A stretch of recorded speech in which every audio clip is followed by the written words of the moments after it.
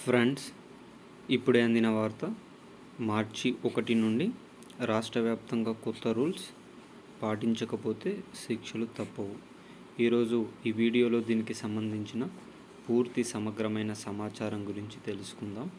ఎవరైనా మొట్టమొదటిసారిగా మన ఛానల్ని చూస్తున్నట్లయితే చూసిన వెంటనే లైక్ చేయండి, అదేవిధంగా షేర్ చేయండి, అదేవిధంగా కామెంట్ చేయండి, అదేవిధంగా సబ్స్క్రైబ్ చేసుకొని బెల్ ఐకాన్ ఆన్లో పెట్టండి. తద్వారా ఇలాంటి ముఖ్యమైన సమాచారం నోటిఫికేషన్ రూపంలో రావడం జరుగుతుంది.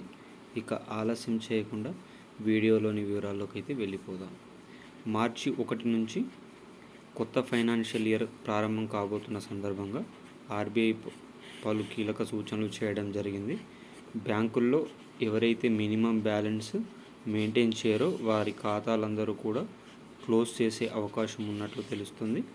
అదేవిధంగా మినిమం బ్యాలెన్స్తో పాటుగా ఇయర్లీ ఛార్జు ఈ ఫినాన్షియల్ ఇయర్ ఎండింగ్లో కట్ అయ్యే అవకాశం కూడా ఉంది.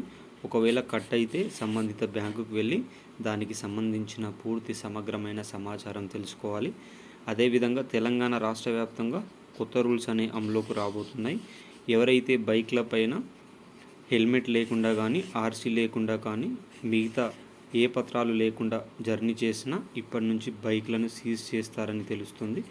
ఇప్పటివరకే ఎవరైనా పెండింగ్లో చలాన్లు ఉంటే కనుక వాటన్నింటినీ కూడా క్లియర్ చేసుకోవాలని ప్రభుత్వం అయితే ఆదేశాలు జారీ చేసే అవకాశం ఉంది. తెలంగాణ రాష్ట్ర వ్యాప్తంగా ఈ ఫిబ్రవరిలో జరిగే ఎమ్మెల్సీ ఎన్నికల్లో ప్రతి ఒక్కరూ పాల్గొని ఓటును కూడా వినియోగించుకోవాలని ప్రతి ఒక్కరూ దానికి సంబంధించిన విధి విధానాలను ఎలక్షన్ కమిషన్ ఆఫ్ ఇండియా ఇప్పటికే విడుదల చేయడం అయితే జరిగింది. వీడియో నచ్చితే సబ్స్క్రైబ్ చేయండి.